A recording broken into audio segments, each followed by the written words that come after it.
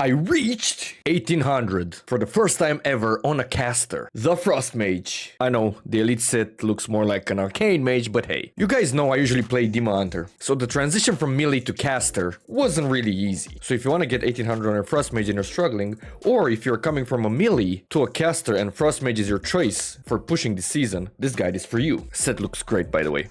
For the talents, the only hero talent choice worth it for the Frost Mage in PvP is Frostfire. Now for the builds, you either go for the instant cast build or the caster build. As you can see, I got the caster build from a certain pro mage. I will obviously link these builds in the description down below. Now let's start with the instant cast build. This is the most comfortable build to use, since you are not going to cast that much, and you're gonna rely mostly on Flurry and Ice Lance procs. I pick this usually when I'm focused by melees, you know, getting melee trained and get kicked a lot. You still have two castable abilities though. You have Ring of Fire and Frost Bomb for maximum damage, obviously. Now, when we talk about a caster build, this spec relies on similar procs like Flurry and Ice Lance, but the advantage is that you can deal a lot of damage with Frostfire Bolt if your targets are frozen, so you're gonna cast that a lot. This also increases the damage of your Flurry and Ice Lance on the target because of the Death Shield talent, which basically during Ice Veins gives your Frostbolts increased spell damage on your targets by 1%, stacking up to 15 times, so basically 15%.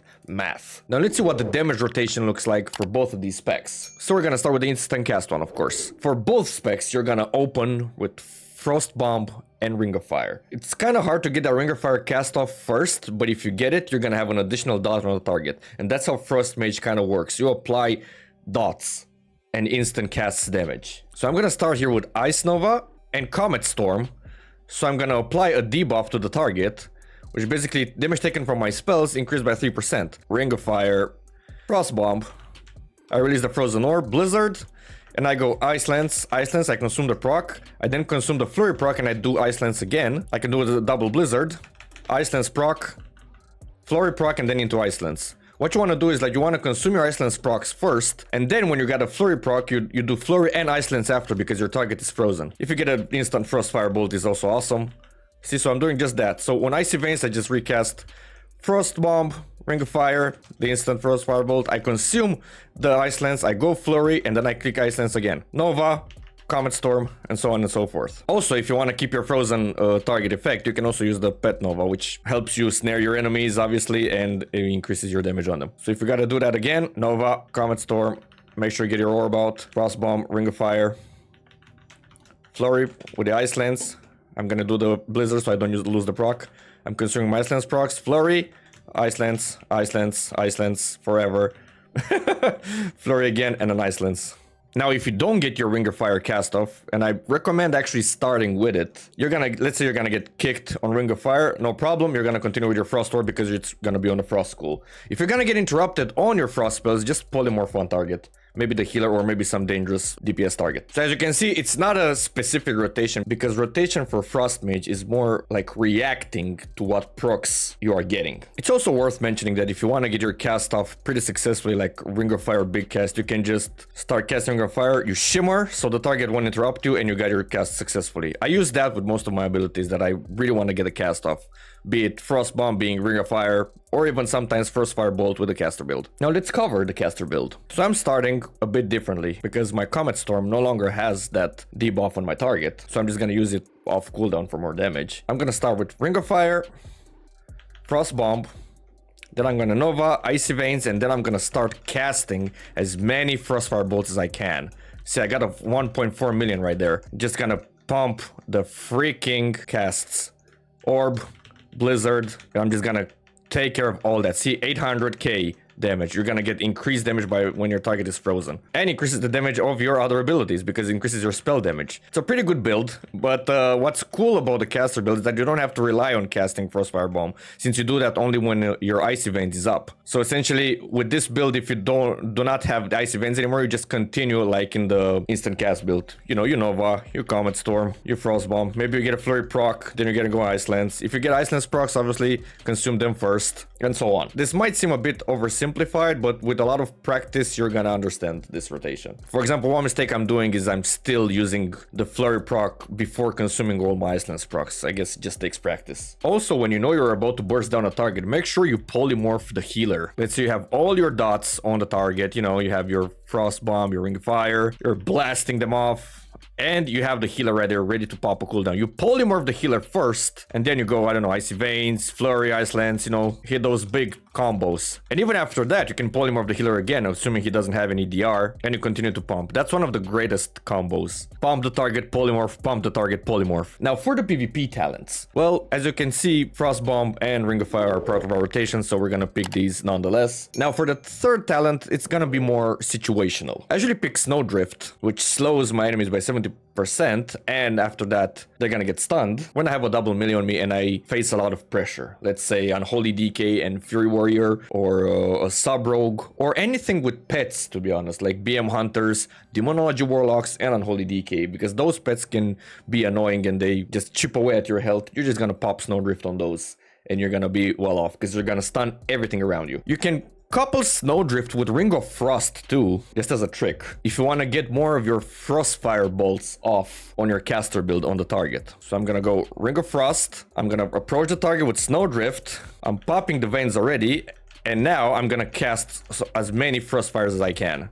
Alright, aside from Snowdrift, you can pick Ice Wall if you really want to do one of those big plays when you LOS an entire team so they cannot reach a certain target that you're trying to kill. But I wouldn't recommend necessarily to use this because it's mostly situational and you need a lot of practice with this. So I recommend some other talents if you just want to push your way up to 1800 and get that set. But what I use, if I don't have the Snowdrift situation, I use Concentrated Coolness so I can just pick my location manually with my Frozen Orb. So if it's at least one range DPS, so I can put the orb right on top of them, put my Blizzard and start pumping them down, you know? For defensives, a trick that I learned from one healer in Solo Shuffle, shout out to him, I can't remember his name, is to use Greater Invisibility for its 60% damage reduction rather than the actual invisibility effect. For example, I'm just gonna open the arena, I'm gonna be visible, an MM Hunter starts casting Aim Shot, and you know you will receive some damage, plus he will start rapid fire. So when he casts Aim Shot, you're just Greater Invis, and you're gonna get 60% damage reduction for 3 seconds. After that, if he still has rapid fire, you can Shadow Meld and just essentially negate the damage and get his target off you. So it's a cool trick if the element of surprise isn't one thing that you need. Sometimes I want to use it for the Invis effect so I can get that big frozen orb between many targets and start cleaving. Of course, use Alter Time, but please pay attention to your HP. Use it as at the maximum health possible you can use it at. And watch out for purges from shamans, other mages, priests, demon hunters. Now when you pop altar, it basically remembers your location and your HP, so if I revert back the altar time, if I cast it again, I'm gonna go back to that location and back to that HP that I had at that point. Of course, this is amazing when you're getting bursted down and you have like 1% HP left, you know, just pop altar and you're right back in your spot. Make sure you pop altar quickly if you want to recover fast when you're dealing with some of these guys that can dispel. Like if you're LOSing them and they can't dispel it but they're coming towards you, you should use your altar just to get back to that full HP so they don't have anything else to dispel. You can also use altar as an additional blink. For example, when I'm trying to get away from like free warriors and unholy DKs, I don't know, cast Shimmer, I put altar right here. He's gonna pull me back with a grip, then I alter back here, then he pulls me again, and then I shimmer. And if there's another stun or pull or whatever, I can also displace. So you have like 4 blinks at one point. But still, even in that situation, make sure you're using it as at max HP as possible. And with alter time, you gotta be careful to not mix it up with your ice block. For example, with ice block, if you're picking cryo freeze, you're gonna get healed for 50% of your HP while in block. Thing is, if the block's effect expires before your altar, you could alter to some lower HP point and you don't want that. Make sure you alter first and then block when your altar is almost done, so you're gonna get that healing anyways. So block's duration should never expire before altar time. And remember, you have 2 blocks because you also have Cold Snap, which reduces the cooldown of your barrier, Nova, Cone of Cold, and Ice Block. Of course, use your Ice Barrier, that basically gives you an Absorb shield. And of course, because you picked both shields, you can use Mass Barrier to help yourself or help a teammate in need, because, you know, you're giving barrier to everyone around you, just like I gave those players, sorry. Now, when you pick certain talents as barrier diffusion, if you're getting them dispelled, you're reducing the cooldown of your barrier, so you can just pop it up again. You're gonna be like a disc priest popping forward shield whenever he's getting trained, and it seems like there's no cooldown on it. Another cool defensive ability is Mirror Image. You're gonna have 3 copies of yourself casting Frostbolt, and your damage is reduced by 20%. You wanna pop this up early. So let's say you're just playing against some hard targets, you're just casting around, you're gonna get trained, you pop Alter, they start damaging you down, you're gonna be low HP, you pop Alter again so you can get back to the full HP. Then you're gonna get your mirror images out, which gives you the damage reduction. Maybe that doesn't work, and you're still getting bursted down. Well, you kept your greater invis, so you're gonna pop the invis, you're gonna have 60% damage reduction. Obviously keep your barriers up whenever they get removed, or, you know, they literally get damaged. Maybe you have a full cast on you, you pop Shadow Melt, so you can just get the target off you and just negate that damage. For example, you can negate completely a Chaos Bolt. After that, you know, you try to keep your targets away with Blast Wave, Frost Nova, Ice Nova. With Blast Wave, you can also interrupt a target, so one good Blast Wave could turn the game around. So make sure to not just push your targets away if you're getting in danger, but also interrupt some big cast if you don't have your counter spell up, which is your interrupt. And if you're feeling like you don't have any fillers anymore and do not have any procs, just pop Shifting Power so you reduce your cooldown on your overall abilities. With Alter Time, by the way, you can also use it when you're trying to big burst the target. Like, you're gonna start on the target, you know they're gonna also cast something. I'm giving counters as an example again because it's a hard counter, and you know he probably will damage you more than you damage him. So you're gonna alter, you're gonna start bursting him down, targets will attack you, and then you're gonna alter again your full HP and you continue pumping that damage. On a caster build, usually I pick slow as an ability so I can just slow targets permanently and just try to get my cast off. I don't use that on my instant cast build. Your Blizzard also slows. Another defensive that goes without saying is your permanent slow and snare that comes with your class. Basically, you have Frost Nova, you have Ice Nova. You slow with Flurry, you slow with Frostfire Bolt. It's a pretty great spec. Make sure also as a defensive, when you see melee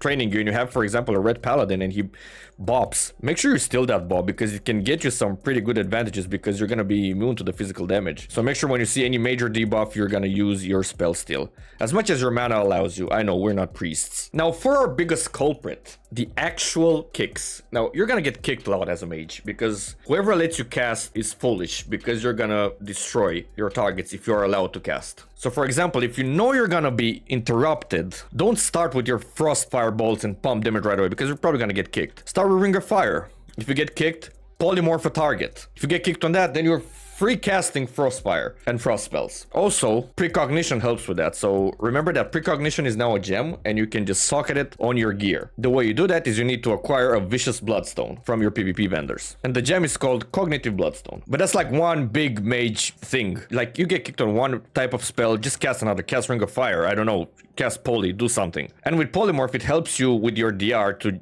DB Poly first. And always track your DR, by the way, with the Polymorph. Don't just poly a target constantly. Just poly 2 or maximum 3 times. You see that they're on DR. Then you can poly a dangerous DPS. If the DPS kicks that poly, well, you got another free cast from a fire or a frost spell.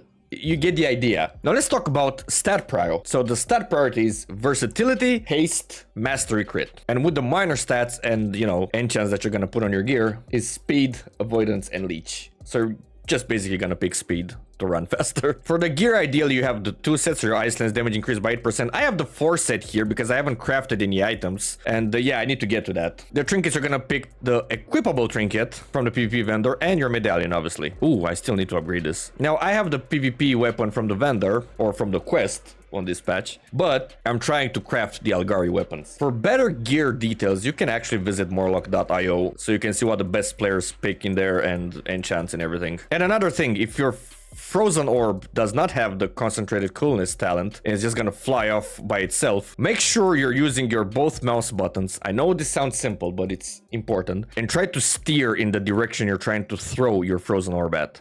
Like, for example, I want it on this target, I'm just gonna steer towards it. Because many times I was just positioning myself in the wrong way and I would send the Frozen Orb probably somewhere around here and the target was here. And basically I wouldn't get any damage off them. You know, coming from a melee, you don't really think of these things at first. Alright, so I think we pretty much covered a lot of these things. If I missed anything, let me know in the comments. Or post any questions you have about the Frost Mage. One thing I guarantee you, in solo shuffle, it takes a lot of practice to understand this class. So don't beat yourself up if you're gonna have like 100 games and it didn't work out that well. Just keep on practicing. I know the queue times are high, but hey, Blizzard does not want to fix their MMR design. So I hope this guide was helpful to get your elite set in 1800. If you liked it, you know, give it a like and subscribe for more caster guides, I guess. It's my first caster guide, so I'm open to suggestions. I will see you guys next time. Peace!